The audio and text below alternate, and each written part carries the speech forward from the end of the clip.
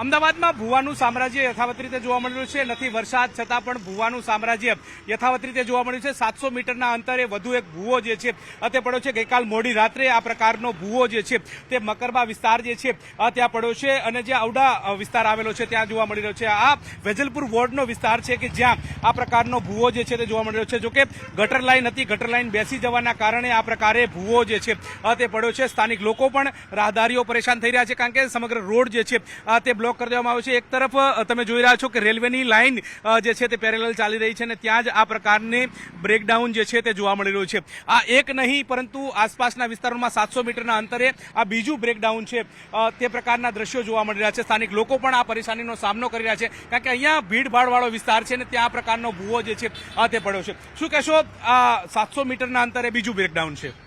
આ કાલે રાતે અહીંયા એક જગ્યાએ કાડો પડે અહીંથી 700 મીટર આગળ પણ એક કાડો પડેલો છે. ત્યાં પણ રિક્ષા અંદર કાડામાં પડી ગઈ છે અને અહીંયા કડિયા નાકું ભરાઈ છે અને લોકોને અહીંયા ચાલવા માટે અને એક નાજક સ્કૂલ આવેલી છે ત્યાં બાળકોને લેવા મૂકવા આવે છે બધા વડીલો, તેમને પણ હાલાકીનો સામનો કરવો પડે છે.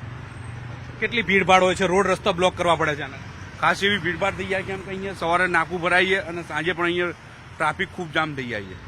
ચોક્કસથી તો આ જે બ્રેકડાઉન થયું છે ને તેના કારણે ટ્રાફિક જામના દ્રશ્યો જે છે તે જોવા મળતા હોય છે ને પારાવાર મુશ્કેલીનો સામનો કરવો પડે છે કારણ કે સાંકડો રોડ છે, ત્યાંથી લોકોની અવરજવર પણ વધારે રહેતી હોય છે અને ત્યાં આ પ્રકારનું બ્રેકડાઉન જે છે તે લોકો માટે માથાના દુખાવા સમાન જે છે તે જોવા મળી રહ્યું છે. ત્યારે તંત્ર ક્યારે આવે છે અને તંત્ર ક્યારે આની કામગીરી પૂર્ણ કરે છે તે જોવાનું રહ્યું. કેમેરામેન પંકજ મકવાણા સાથે ગૌતમ શ્રીમાળી, ન્યૂઝ 18 ગુજરાતી, અમદાવાદ. આ દ્રશ્યો અમદાવાદના છે, જ્યાં એક રિક્ષા અચાનક જ તંત્રના પાપે પડેલા ભૂવામાં ઘૂસી ગઈ. શહેરના મકરબા રોડ પર જાણે કે અમદાવાદ મહાનગરપાલિકાની ઘોર બેદરકારીથી અમદાવાદની રિક્ષાનું માથું શરમથી ઝૂકી ગયું હોય એવું લાગી રહ્યું છે.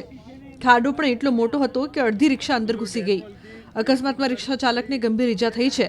જ્યારે રિક્ષા ખાડામાં પડી ત્યારે ચાલક ઉપરાંત એક મહિલા અને બાળક પણ રિક્ષામાં સવાર હતા.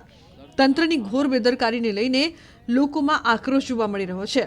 દુર્ઘટના બન્યા બાદ એએમસીએ બેરિકેડ લગાવી રોડ બંધ કર્યો છે.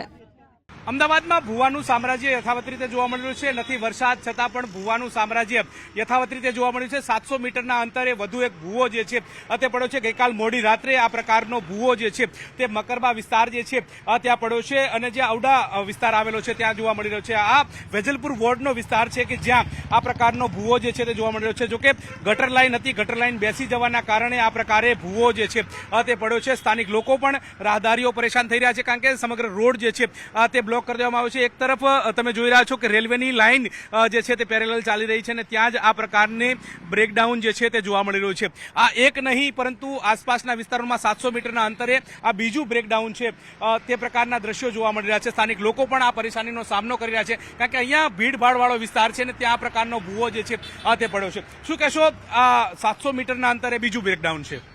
આ કાલે રાતે અહીંયા એક જગ્યાએ કાડો પડે અહીંથી 700 મીટર આગળ પણ એક કાડો પડેલો છે. ત્યાં પણ રિક્ષા અંદર કાડામાં પડી ગઈ છે અને અહીંયા કડિયા નાકું ભરાઈ છે અને લોકોને અહીંયા ચાલવા માટે અને એક નાજક સ્કૂલ આવેલી છે ત્યાં બાળકોને લેવા મૂકવા આવે છે બધા વડીલો, તેમને પણ હાલાકીનો સામનો કરવો પડે છે.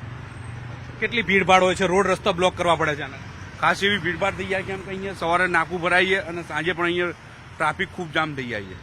ચોક્કસથી તો આ જે બ્રેકડાઉન થયું છે ને તેના કારણે ટ્રાફિક જામના દ્રશ્યો જે છે તે જોવા મળતા હોય છે ને પારાવાર મુશ્કેલીનો સામનો કરવો પડે છે કારણ કે સાંકડો રોડ છે, ત્યાંથી લોકોની અવરજવર પણ વધારે રહેતી હોય છે અને ત્યાં આ પ્રકારનું બ્રેકડાઉન જે છે તે લોકો માટે માથાના દુખાવા સમાન જે છે તે જોવા મળી રહ્યું છે. ત્યારે તંત્ર ક્યારે આવે છે અને તંત્ર ક્યારે આની કામગીરી પૂર્ણ કરે છે તે જોવાનું રહ્યું. કેમેરામેન પંકજ મકવાણા સાથે ગૌતમ શ્રીમાળી, ન્યૂઝ 18 ગુજરાતી, અમદાવાદ.